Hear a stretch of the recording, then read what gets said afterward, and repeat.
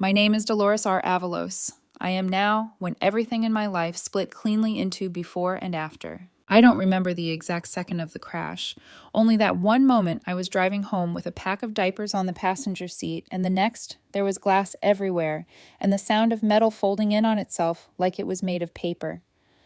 The impact knocked the air out of me so hard I thought I was dying.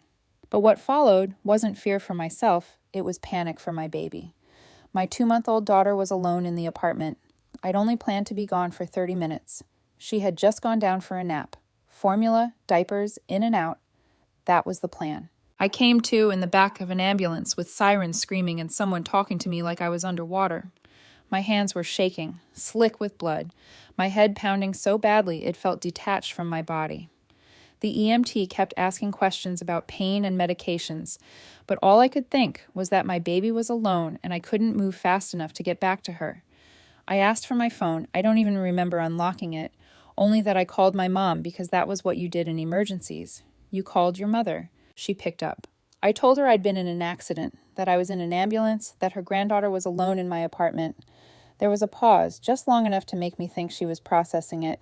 Then she said calmly, "We went on vacation with your sister. Don't wait for us."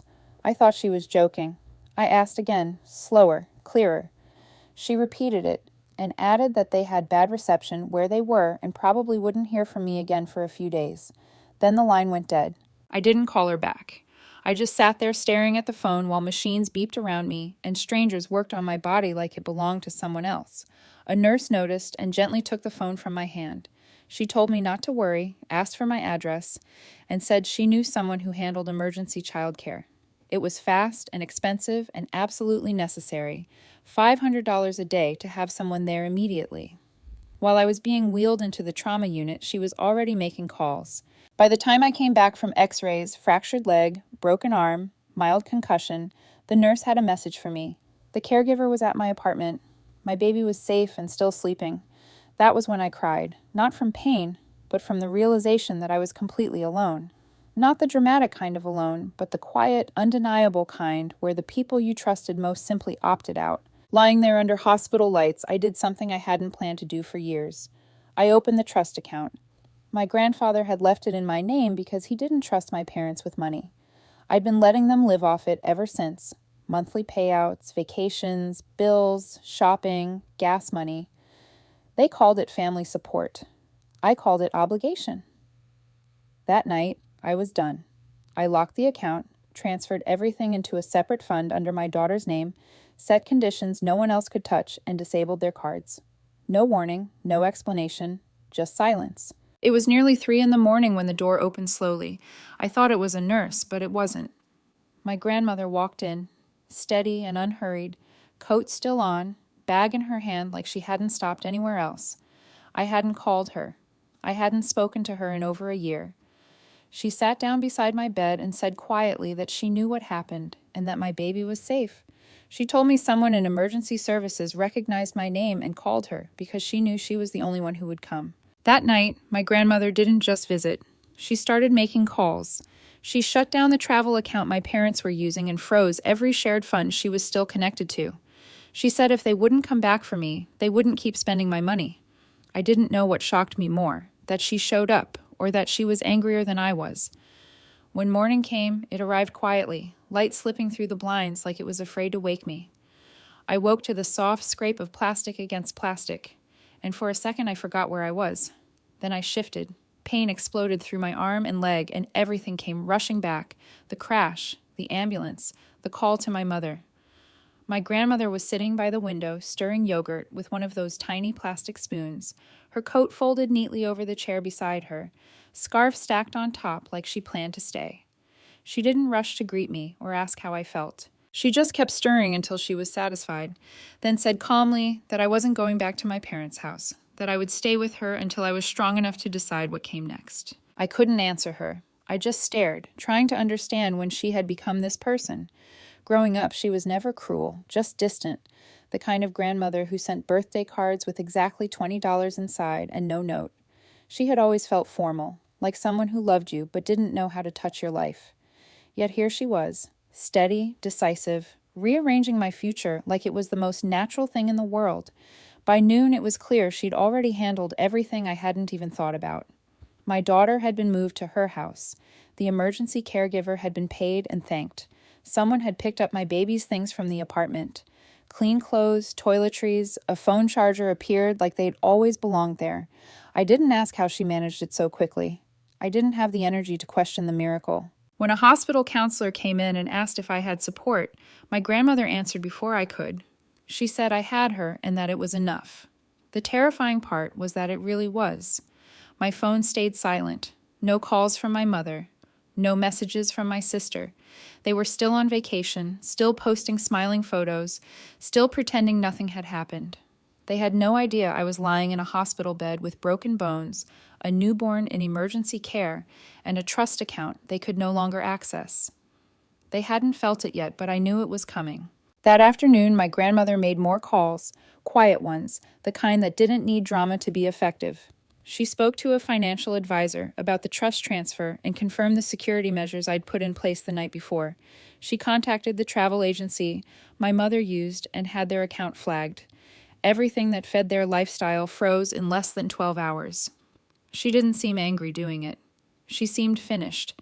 When I finally asked her why she was stepping in now, why she hadn't stopped things years ago when my mother's demands started swallowing my life, she said she'd always hoped they would come around on their own, but leaving my baby alone ended that hope. She stayed again that night, blanket folded over her knees, a thermos of tea within reach. I fell asleep with the sound of her knitting needles clicking softly, something steady to anchor me. When I woke the next morning, she was gone, replaced by a nurse with a tense expression who asked if I was expecting visitors. I said no, but I already knew. The nurse described a woman with a red suitcase yelling my name and refusing to sign in. My mother had arrived, not to apologize or ask if I was alive, but because something she tried to pay for had been declined. Security handled it. I never saw her face, but I could hear her voice cutting through the hallway, sharp and accusing, full of panic that had nothing to do with me. When my grandmother came back later with coffee and a newspaper, I asked if she'd seen her. She said yes and told me my mother had shouted across the parking lot, asking if she was proud of turning her own daughter against her. My grandmother's reply had been simple. She hadn't turned anyone. That had already been done. That night, as I lay there, listening to the hospital settle into its rhythm, I realized something I hadn't before. For the first time in my life, someone had chosen me without conditions, and that changed everything.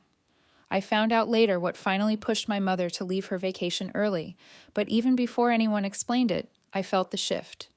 There was a different kind of tension in the air that morning, like something had snapped under pressure. My phone lit up with missed calls I didn't answer, numbers I recognized and ignored, because I already knew the concern wasn't for me. It was for the money. Someone had tried to use one of the cards tied to the trust, maybe at a hotel or a restaurant, and it had been declined. That was all it took, not the accident, not the baby, just the realization that access was gone. Security came by my room later to let me know my mother had been escorted out of the building and formally banned from the floor unless I requested otherwise. The nurse who told me looked apologetic, like she was worried I might feel guilty. I didn't. What I felt was clarity.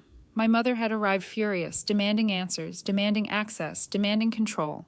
She hadn't asked if I was hurt. She hadn't asked about her granddaughter.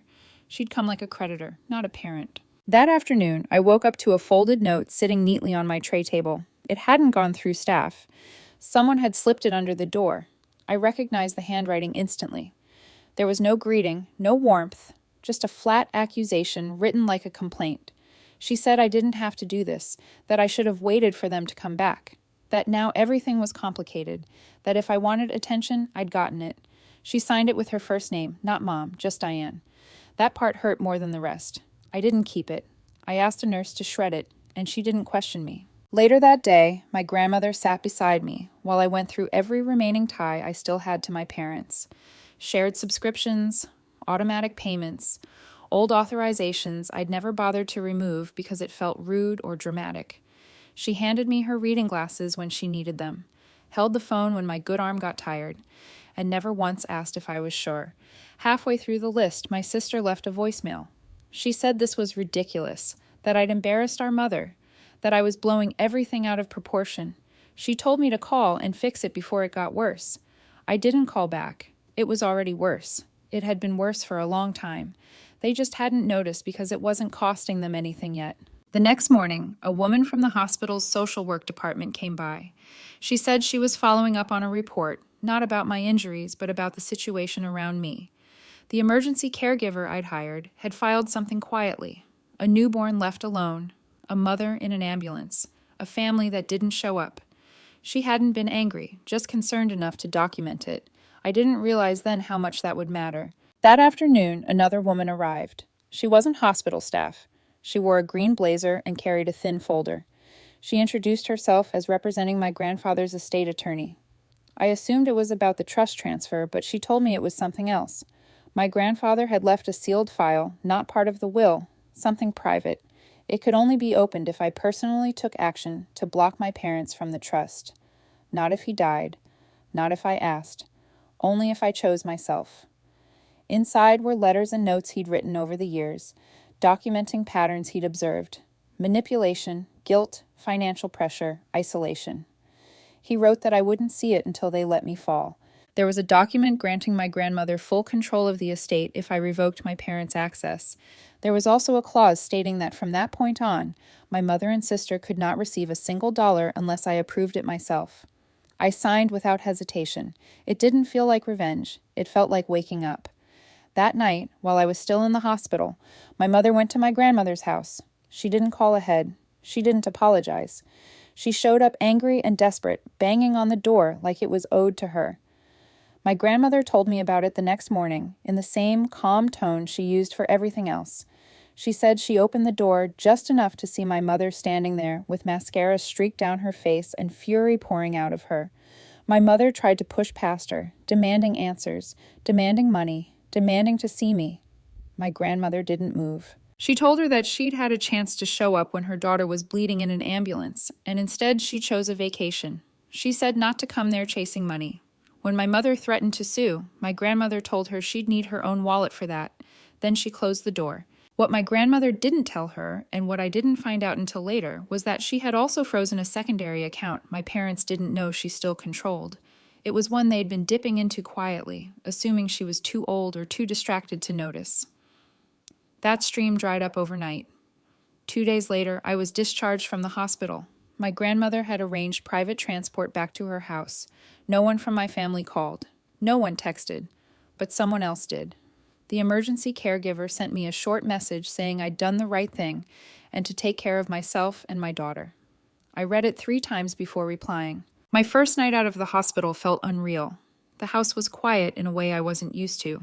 No machines, no footsteps in hallways, just lamplight and the soft sound of my daughter breathing in her bassinet. I kept expecting something to break the peace, and it did. At exactly 11:38 that night, my phone buzzed. It was my sister. She accused me of cutting people off and playing the victim. 2 minutes later, another message came saying they were stranded in a motel with no gas and no cash, asking if I felt strong now. I didn't reply. I turned the phone face down and sat there listening to my daughter sleep. My grandmother came in quietly with tea and didn't ask about the messages. She didn't have to. She told me to let them talk, that the only voice that mattered now was mine. The next morning, she received an email from my mother, sent to her instead of me, accusing her of manipulating me and turning me against my family. There wasn't a single sentence asking how I was or how the baby was doing, just anger and blame. My grandmother read it once and closed the laptop. Later that day, we signed paperwork for a fallback fund my grandfather had quietly set up years ago. It only activated if I had a child and removed my parents from the trust. Both had happened within the same week. The money wasn't flashy, but it was enough to guarantee stability and care for my daughter. We signed everything that afternoon. A few hours later, shouting erupted outside. My mother was on the lawn, recording herself, yelling about betrayal and theft, my sister standing beside her looking uncomfortable. My grandmother stepped outside long enough to say that my mother hadn't made me, that she'd nearly broken me. Then she went back inside and locked the door. That night, I blocked their numbers. I didn't announce it. I didn't explain it.